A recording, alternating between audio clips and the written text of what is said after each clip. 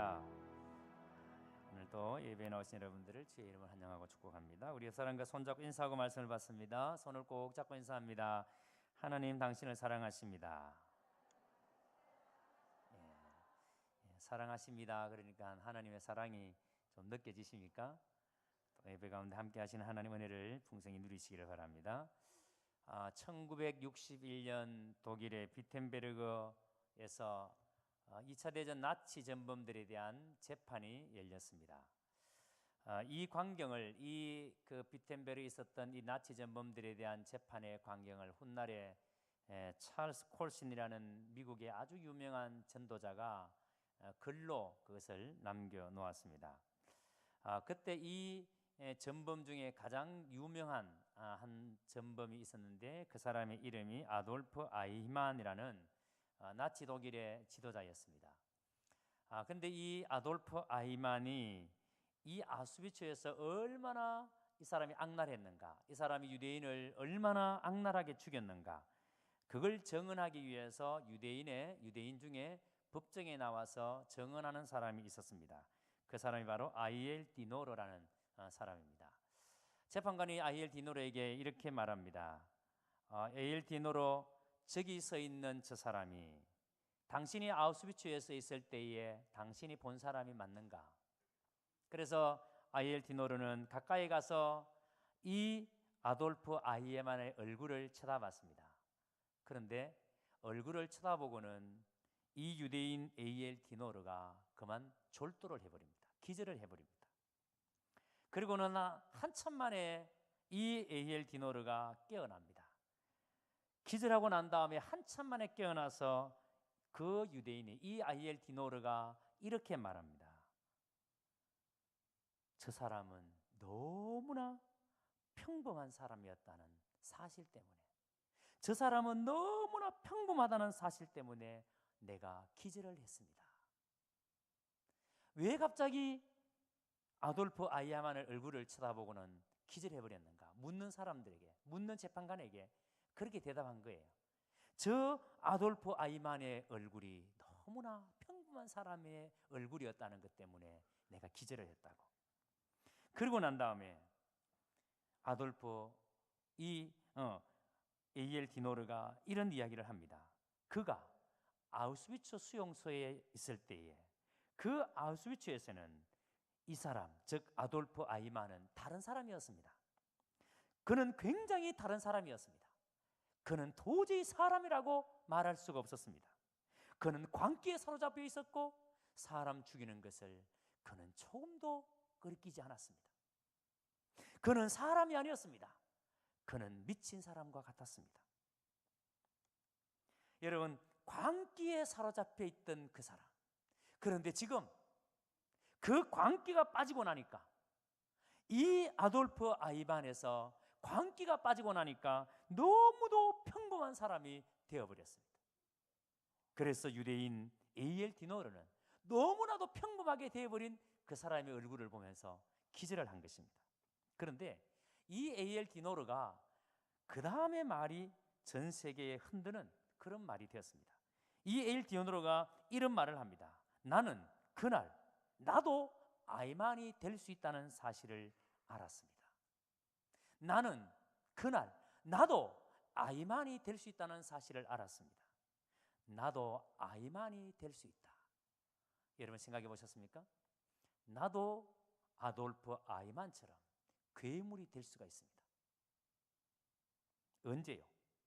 여러분, 아돌프 아이히만이 사단에게 사로잡힐 때에, 죄의 권세에 사로잡힐 때에 유대인들을 죽이는데 가장 끔찍한 방법으로 살을 죽입니다. 여러분, 모든 사람은 여기에 예외가 없습니다. 사람에게 광기가 생기면, 사람에게 하나님의 형상을 잃어버리고 죄가 지배하게 되면 모든 사람은 예외가 없습니다.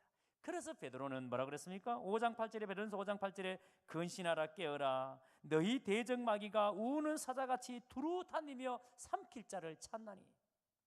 여러분, 어느 누구도 사단에게 사로잡히면, 이 광기에 사로잡히면 여러분 그 사람이 미친 사람이 됩니다.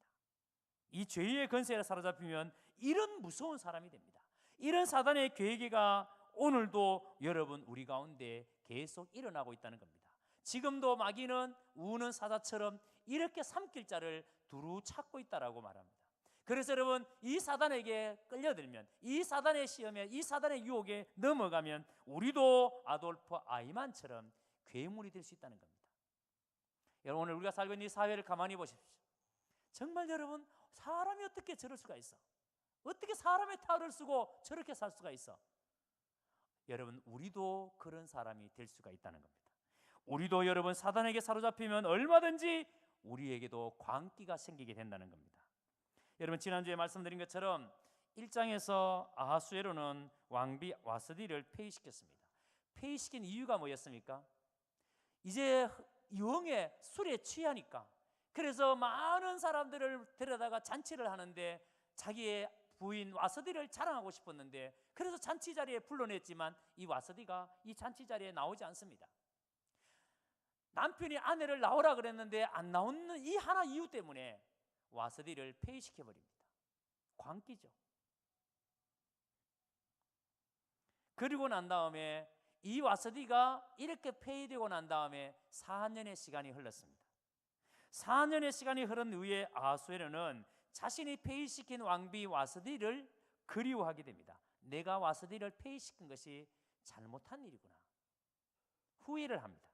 자, 여러분, 도대체 이 4년의 어간에 어떤 일이 있었기 때문에 와스디 폐위시키고 난 다음에 4년이 지난 지금까지 어떤 일이 있었기 때문에 아하수에로가 후회를 하는가? 지난 시간에 말씀드린 것처럼 아버지 다리오가 그리스를 침공하기 위해서 군대를 끌고 갔는데 대패를 하고 돌아왔습니다. 그리고 아버지 다리오는 그걸로 말미암아 화병이 생겨서 얼마 있지 않아서 아버지 다리오는 죽음을 맞이합니다. 그래서 아하수에로는 철천지 원수 그리스를 반드시 내가 정복하고 말 것이다. 큰 마음속에 그리스 정복에 대한 그 야망을 가지고 있었습니다. 그래서 아하수에로가 16만 명의 군사를 거느리고 무려 2,400척.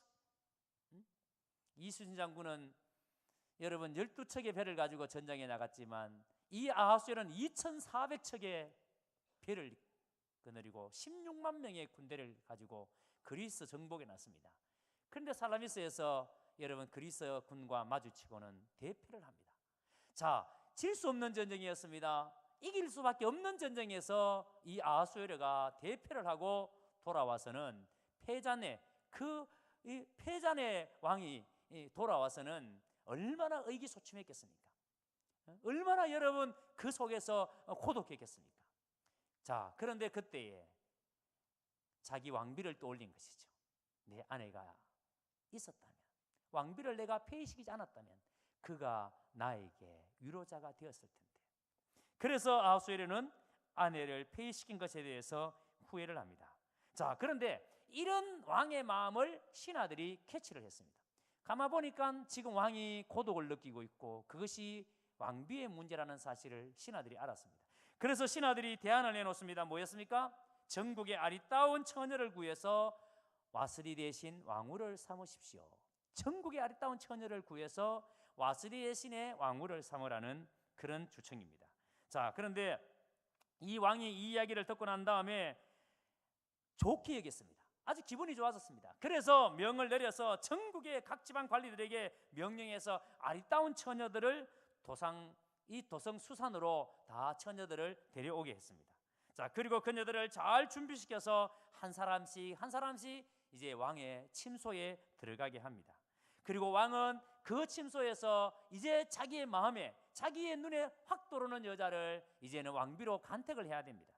자, 여러분, 이런 일, 지금 이렇게 신하들이 왕의 마음을 알아차리고 왕에게 기가 막힌 제안을 했는데 왕은 그것을 너무 좋게 여겼지만, 그런데 여러분, 사실 우리가 잘 알다시피 신하들이 지금 왕을 위해서 이러한 주청을 하고 이러한 계획을 세운 것처럼 보여지지만 실제로는 철저하게 신하들이 계산된 정치적인 묘락입니다.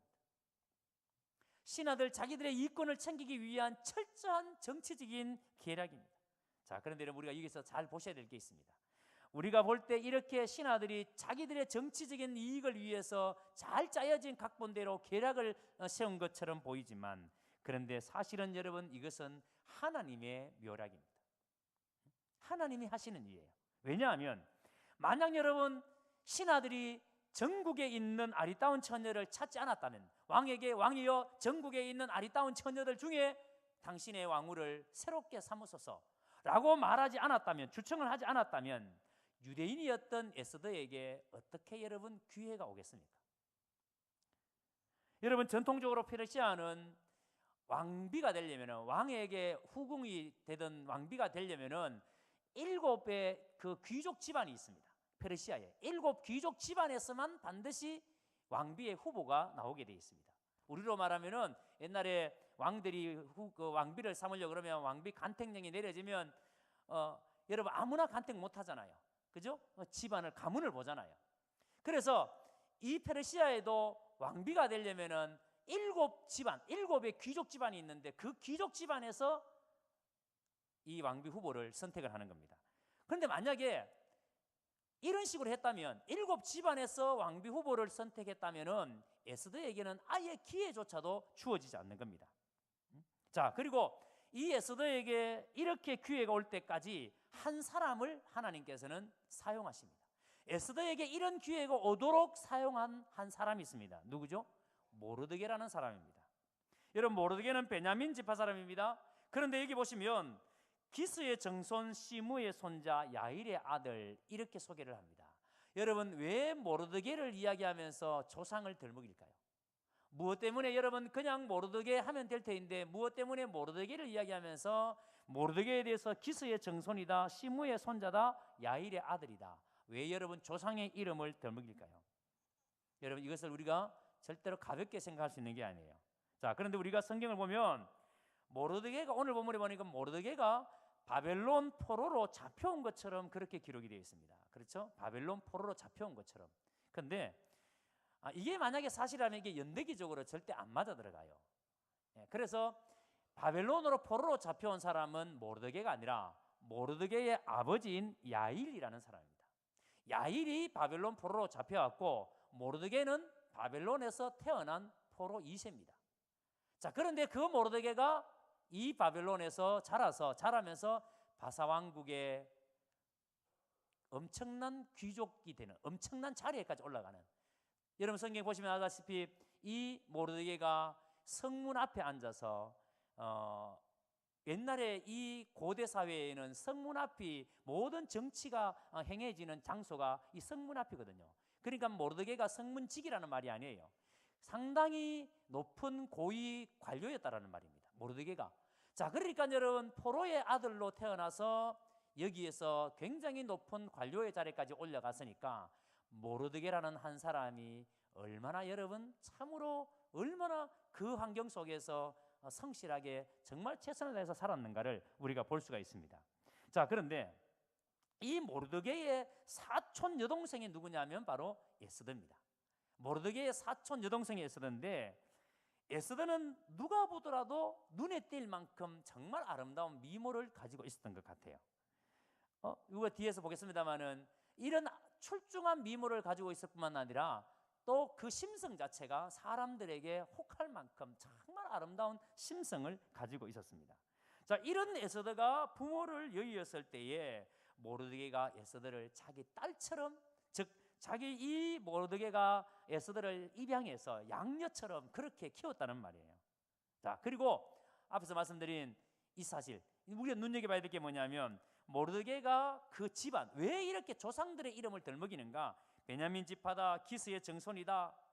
근데 이게 더 기스의 정손이라는 말이 정손이라기보다는 자손이라는 말이 더 맞습니다. 기스의 자손이다. 근데 여러분 기스가 누구예요? 사울의 아버지예요. 사울의 아버지가 기스인데 왜 여러분 이것을 이야기하는가 하면은 이유가 있습니다. 모르드게와 아각 사람 하만이 갈등을 일으키죠. 하만이 모르드게 때문에 이스라엘 모든 민족을 다 멸절하려고 음모를 세우지 않습니까? 그러니까 모르드게와 아각 사람 하만의 갈등과 이 대립을 과거의 사울과 아말렉 왕 아각, 이스라엘 자손과 아말렉 족속의 갈등 구도와 연계시키고 있다는 것을 우리가 볼 수가 있습니다. 그러니까 이 말씀은 하만에 의한 모르드게와 유대 민족 전체 위기를 이스라엘과 아말렉 간의 오랜 수군의 차원에서 다루고 있다는 겁니다. 그러니까 여러분, 어느 날 갑자기 하만이 이렇게 감정이 악화되어서 이스라엘을 완전히 멸절하려고 음모를 세운 게 아니라, 이스라엘에 대한 악한 감정은 하만이 오랫동안 위 때부터 이게 사여온 것이고, 그것이 지금 오랜 수건이 하만에 의해서 지금 이스라엘 멸절 음모가 진행되고 있었다는 것입니다. 자, 이런 상황에서 조서가 내렸습니다. 이런 상황에서 왕은 관리를 임명해서 왕후 감, 그러니까 이제 새로운 왕비를 선택하는 데에서 처녀들을 찾으라는 거, 모으라는 겁니다. 그래서 지방의 각 관리들은 이 처녀들, 아리따운 처녀들을 찾아서 이제 도상 수산으로 이 처녀들을 올리는 겁니다. 자, 그리고 이렇게 찾아낸 처녀들을 도산 수산으로 올렸을 때에 수산에 있는 후궁과 궁녀들을 주관하는 내시 헤게가 이렇게 수산성에 모여든 이 처녀들을 이끌고 왕궁으로 갑니다. 그리고 이 처녀들 속에 누가 포함되어 있다? 에스더가 포함되어 있는 겁니다. 자, 8절과 5절을 보세요. 헤게가 에스더를 어떻게 보았다고 합니까? 이 궁녀들을 관리하는 이 내시 헤게가 에스더를 보고 난 다음에 9절에 헤게가 이 처녀를 보고 뭐 했다고요? 좋게 봤다고요. 헤게가 이 처녀를 좋게 보고, 여러분 이것을 원문에 보면 이렇게 되어 있습니다. 그 처녀가 헤게를 기쁘게 하여, 그 처녀가 헤게를 기쁘게 하여. 여러분, 도대체 에스더가 어떻게 헤게를 기쁘게 했을까요? 무엇을 가지고 기쁘게 했을까요? 그러니까 여러분, 지금 헤게는 에스더를 처음 만나는데 무엇을 가지고 도대체 이 헤게를 기쁘게 했을까요? 그러니까 헤게는 에스더를 봤을 때에 혹할 만큼 미모가 아름다울 뿐만 아니라 그 심성 자체가 굉장히 아름답게 느껴졌습니다. 그런 사람 있잖아요. 만나면 첫인상이 너무 좋고, 만나서 얘기해 보면 그 마음의 심성이 너무나 고운 사람이 있잖아요. 그래서 만나서 얘기하면 그냥 내 마음에 그냥 위로가 되고 은혜가 되고 그런 사람이 있잖아요. 그러니까 에스더가 이 헤게를 만났을 때에 에스더의 모습이 그런 모습이었습니다. 자, 그래서 헤게는 에스더를 남다르게 대우하는데 곧바로 화장품과 특별한 음식을 내어서 에스더에게 건넵니다. 구체적으로 보면은 몸을 아름답고 건강하게 가꾸는데 적절한 음식, 아무 음식도 안 주고, 그래서 정말 몸을 가꾸는데 도움이 되는 음식과 화장품을 내어놓습니다. 또 궁궐에서 의뢰이 주는 시녀 7명을 골라서 에스더를 시중들게 하는데, 이 시녀들도 그냥 시녀가 아니에요. 특별하게 여러분, 이 헤게가 이 시녀들을 골랐습니다. 7명을 골라서 정말 여러분 이 에스더를 잘 도울 수 있는, 잘 보살필 수 있는 그런 궁녀들을 뽑아서 이 에스더에게 붙이는 겁니다. 자, 이렇게 여러분 잘 세워진 궁녀들을 통하여서 이제 에스더가 이렇게 시중을 받습니다. 그리고 후궁에서 가장 좋은 자리로 옮겨서 그곳에서 지내게 합니다. 내시 헤게가 에스더를 일반 후궁들이 머물던 처소에 있지 않게 하고 왕에게 자주 불리우는 자들이 거하는 그 처소, 그러니까 여러분 후궁들이 가는 여러 처소가 있는데 그 여러 처소들 가운데 왕이 특별하게 많이 부르는 그 처소가 있는데 거기에 에스더가 거하도록 에스더를 거기다가 이제 배정을 한 것입니다. 자, 그리고 에스더는 자기의 민족과 자기의 혈통에 대해서는 밝히지 않았습니다. 모르드게가 절대 너는 유대인이라는 사실을 밝히지 말라라고 신신당부했기 때문에. 자, 왜냐하면 이 당시의 페르시아는 당시의 유일신 사상을 가지고 있는 이스라엘 사람들에 대해서 굉장히 배타적인 생각을 가지고 있었거든요. 그런데 만약에 이런 이스라엘에 대한 배타적인 생각을 가지고 있는데 헤게가 이 에스더가 유대인이라는 사실을 아는 순간에 이 유대인들에 대한 배타적인 생각을 가지고 있는 헤게가 에스더를 안 보려고 하는 것이죠. 그러면 아예 여러분 후보에도 못 들어가는 겁니다. 그래서 모르드게는 이 사실을 알기 때문에 절대 너의 혈통을 밝혀서는 안 된다, 이렇게 신신당부를 했습니다. 그래서 에스더는 자신의 혈통을 밝히지를 않았습니다. 자, 이제 이렇게 각 도성의 처녀들이 왕의 간택을 받기 위해서 왕 앞에 나아갈 때에 왕이 계속해서 말합니다. 자, 처녀들을 왕 앞에 데리고 나오는데, 차례로 데리고 나오는데 이 처녀들은 정해진 미용법에 따라서 나름대로 자기를 최대한 아름답게 가꾸기 위해서 최선을 다할 것입니다. 왕에게 잘 보이기 위해서. 그래서 온갖 모든 걸 동원해서 자기의 몸을 치장했을 것입니다. 그런데 이 치장하는 기간이 무려 12달이 걸렸습니다. 1년이 걸렸습니다. 처음 6달은 모략 기름으로 몸을 가꿉니다. 여기서 모략 기름이라는 것은요, 이 모략이라는 것의 세정력이 아주 뛰어납니다. 그리고 여성들을 청결하게 하고, 그리고 독특한 향기가 있기 때문에 이 모략으로 여성들이 몸을 씻습니다. 이것을 무려 6개월 동안이나 모략 기름으로 여성들이 몸을 가꿉니다. 그 다음 6달은 향유와 여러 가지 여성용 화장품으로 몸을 가꿉니다. 자, 이렇게 여성들이 자기를 가꾸고 자기 차례가 되면 이제 왕의 침실에 들어갑니다. 이제 아하수에로 왕의 침실에 들어가서 왕과 동침을 하는데, 자, 이렇게 왕의 침실에 들어가서 왕이 오케이, 내가 이 여자를 나의 왕비로 삼겠다 하면 되는데, 그런데 침실에 들어갔는데 만약에 왕이 침실에 들어가고 난 다음에 한 번 침실에 들어갔던 이 후보들, 이 처녀들은 이제는 별도로 다른 후궁에서 다른 곳에서 생활하게 합니다. 그리고 이 다른 후궁은 이 비빈들이 있는 이곳은 굉장히 엄격하게 감독을 합니다. 왜냐하면 이미 왕과 침실을 함께 했기 때문에, 이미 왕에게 잠자리를 했기 때문에, 그래서 더 이상 이 여자가 다른 것을 못하도록 그래서 철저하게 감독을 합니다. 자, 그런데 여러분, 오늘 본문에 보니까 이러한 비빈들은 왕이 부르지 아니하면 평생 죽을 때까지 혼자 있어야 됩니다. 그러니까 여러분, 이게 왕비의 후보가 된다는 게 얼마나 여러분 서글픈 일이에요. 왕비의 후보가 된다는 게 이게 기쁜 일이 아니에요. 그래서 대부분의 왕비의 후보들은 이렇게 왕을 하룻밤 지내고 난 다음에 평생을 혼자 사는 그런 끔찍한 일을 당하게 되는 겁니다. 왕은 자기의 왕비 한 명을 찾기 위해서 이렇게 수많은 여성들을 평생을 청산과부로 살게 만드는 것입니다. 자, 그런데 이제 드디어 에스더의 차례가 다가왔습니다. 에스더는 궁녀를 주관하는 내시 헤게가 정한 것으로만 몸을 치장했습니다. 다른 여성들은 자기가 임의로 자기가 원하는 것으로 가지고 치장을 했는데, 에스더는 자기가 원하는 게 아니에요. 내시 헤게가 지정해 준 것만, 화장품은 요거 바르고 무언은 어떻게 하고, 이 헤게가 정해 준 것만 가지고 에스더가 자신의 몸을 꾸몄습니다. 자, 이렇게 해서 아수르의 침전에 들어간 때가 16절에 보니까 왕의 제7년 10월 곧 데베르에 그랬습니다. 여러분, 에스더에게 내시 헤게가 지정해 준 화장품을 발라라, 이런 것은 내시 헤게만큼 왕의 취향을 잘 아는 사람이 없었을 거예요. 왕은 어떤 향을 좋아하고 왕은 어떤 취향을 가졌는지, 그래서 철저하게 그러니까 완전히 1대1 교육을 시키는 거죠, 내시 헤게가. 그러니까 헤게는 왕비감은 에스더다, 에스더가 왕비가 돼야 된다 찍어놓고 철저하게 그렇게 만들어가는 거죠. 자, 그렇게 해서 왕에게 보내니까 왕은 에스더를 딱 보는 순간에 그냥 눈이 확 빠져버렸어요. 에스더를 만났는데 에스더를 보는 순간에 모든 처녀들을 제치고 에스더가 왕의 사랑을 차지합니다.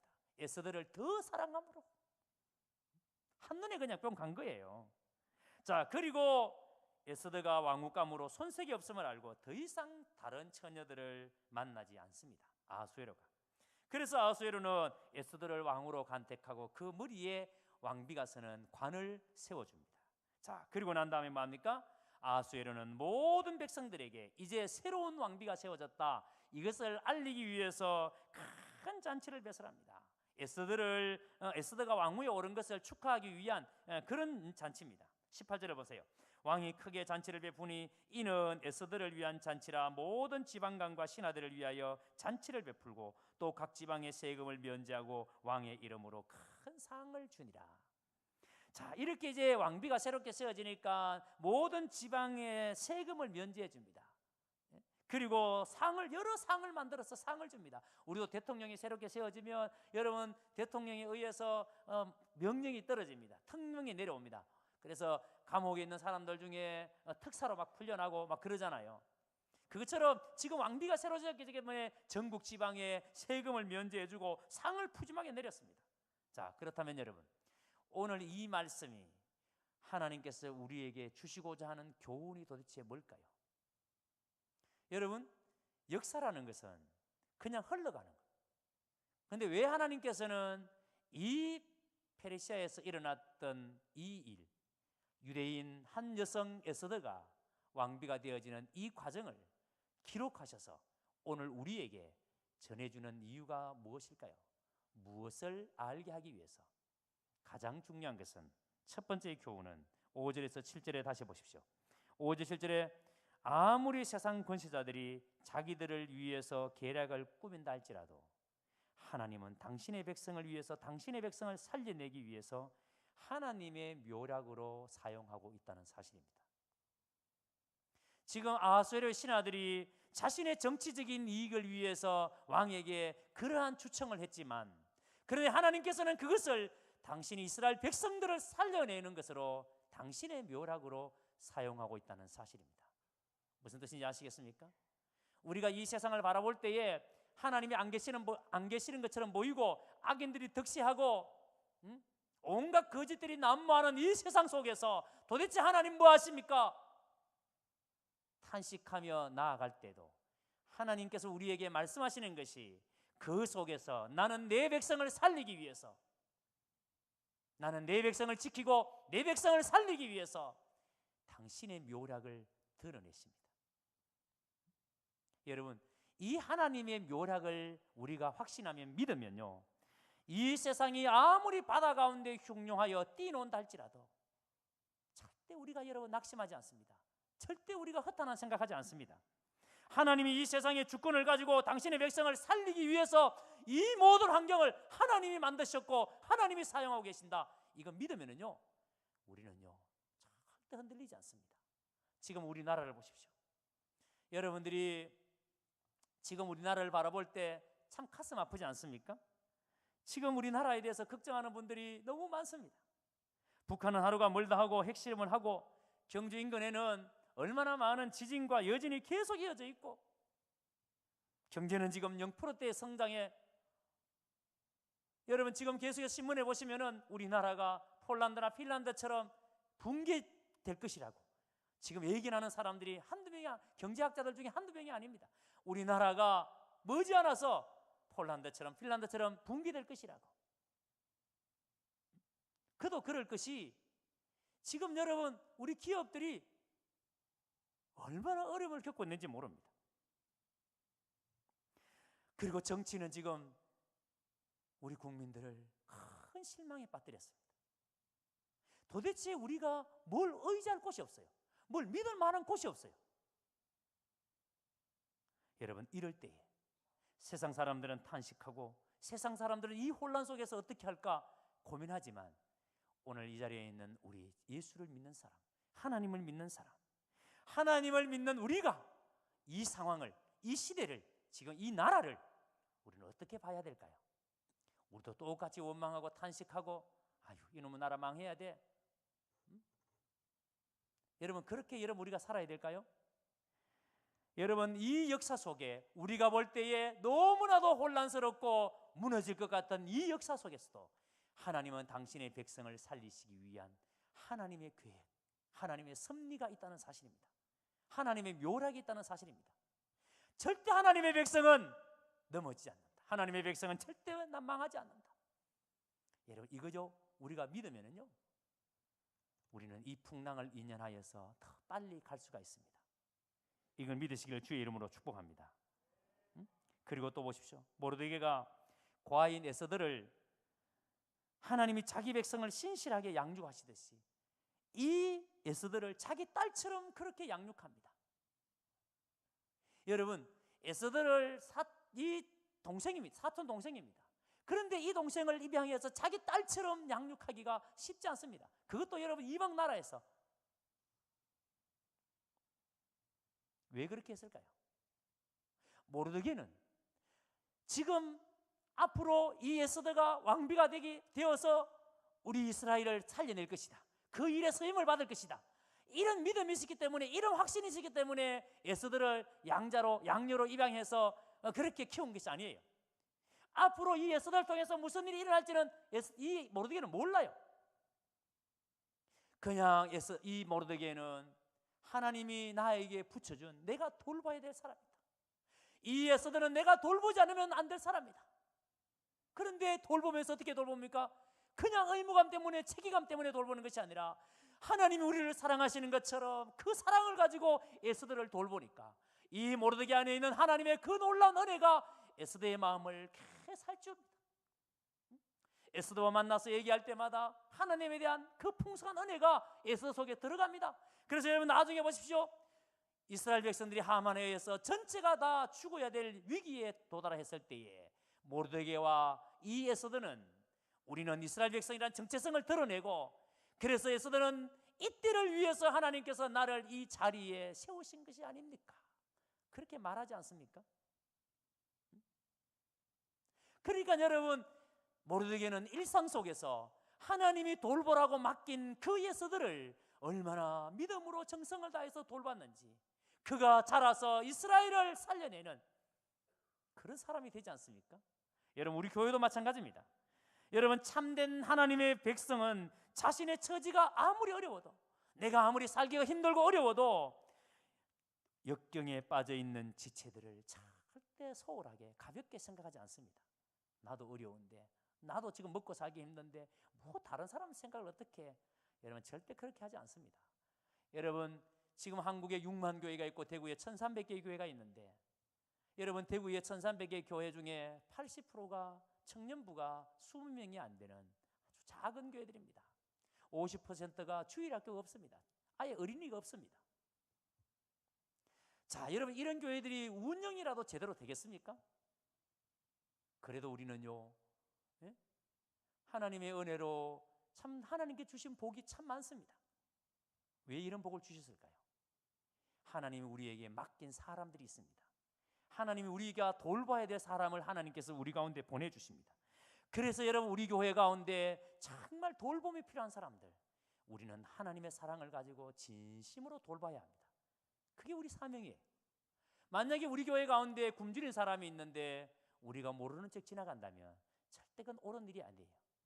하나님이 우리 가운데 보내주신, 우리 가운데 붙여주신 돌봄이 필요한 사람들은 우리가 정성을 다해서 하나님의 사랑으로 그 사람들을 돌보는 것이, 그게 여러분 하나님을 믿는 사람들이 하는 일입니다. 이런 은혜가 우리 가운데 있게 되기를 주의 이름으로 축복합니다.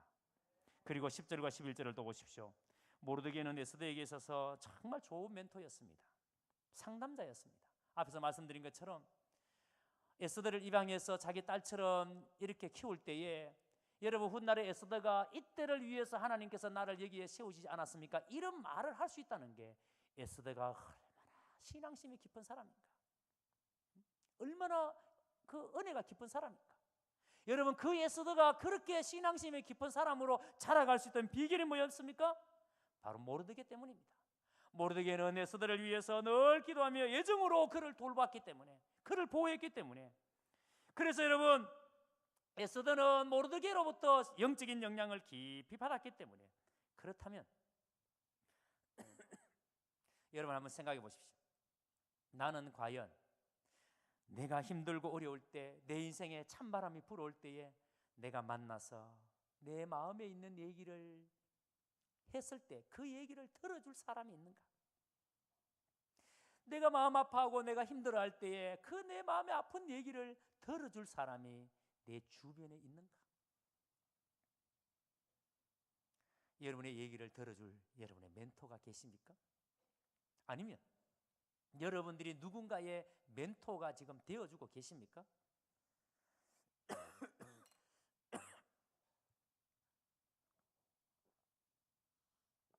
에스더는 부모가 없이 자랐으니까 얼마나 외로웠겠습니까? 그런데 에스더는 모르드게라는 참 좋은 멘토가 있었습니다. 그래서 부모님이 그리울 때는 모르드게를 통해서 부모님의 사랑을 알고, 내 마음에 갈등이 있고 내 마음에 아픔이 있을 때는 모르드게에게 그 말을 다 쏟아내면은, 모르드게에게 말을 하면은 그것이 나에게 큰 위로가 되고, 그래서 에스더는 모르드게로 말미암아 큰 안식과 쉼을 얻었습니다. 오늘 여러분에게 그런 사람이 있느냐 말이에요. 내 마음에 아픔이 있을 때 내가 누군가에게 이야기하면은 내가 너무 마음이 편안해지고, 저는 목회하면서 제 주변에 그런 사람이 있다는 것이 얼마나 행복한지 모릅니다. 힘들 때 그냥 얘기하는 그것만으로도 너무나 큰 위로가 됩니다. 그냥 마음에 봄바람에 눈 녹듯이 사르르 다 녹아내립니다. 저도 누군가에게 그런 멘토, 힘들어하는 사람이 있으면 목사님 만나면 그냥 좋아요. 목사님에게 얘기하면 그냥 마음이 편해져요.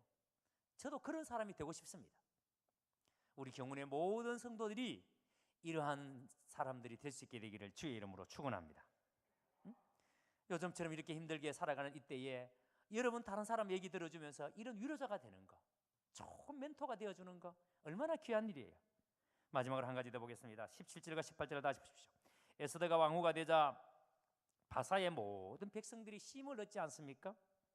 우리 성경에는 세금을 면제해주고 이렇게 되어 있습니다만은 이 말씀은 백성들이 쉼을 얻었다는 뜻이에요. 무거운 세금을 면제해 주니까 백성들이 마음이 얼마나 여러분 쉼을 얻겠습니까?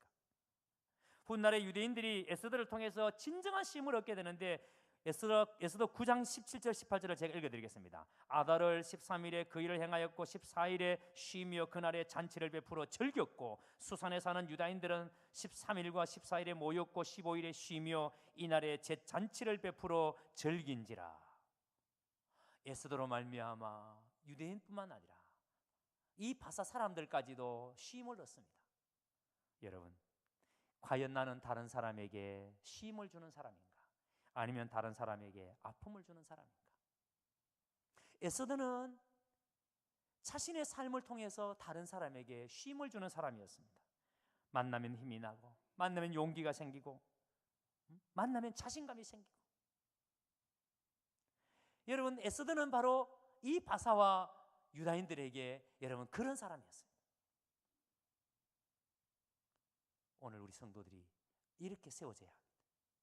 그래서 세상 사는 것이 때로는 힘들고 어렵고 눈물 나는 일이 많다 할지라도 교회에 나와서 성도들을 만나면 위로를 받고 숙모임에 가서 함께 교제하면 힘을 얻고, 그래서 우리는 그 힘을 가지고 또 세상에 나가서 눈물 없이 갈 수 없는, 피 없이 갈 수 없는 이 골고다의 길을 우리가 그 성도들의 사랑, 성도들의 위로, 그 힘, 그 용기 가지고 우리가 이 세상을 또 전사처럼 그렇게 살아가는 겁니다. 그게 여러분 신앙생활이에요. 그게 신앙 삶이에요. 그런데 교회 와서 상처받고, 회사 가서 상처받고, 집에 가서 상처받고, 동네에서 상처받고 계속 상처만 받으니까 뭐 어떻게 살아남을 재간이 어디 있습니까? 오늘 여러분들은 에스더처럼 진정한 위로의 사람, 다른 사람에게 쉼을 줄 수 있는 그런 성도들이 다 될 수 있게 되기를 주의 이름으로 축원합니다.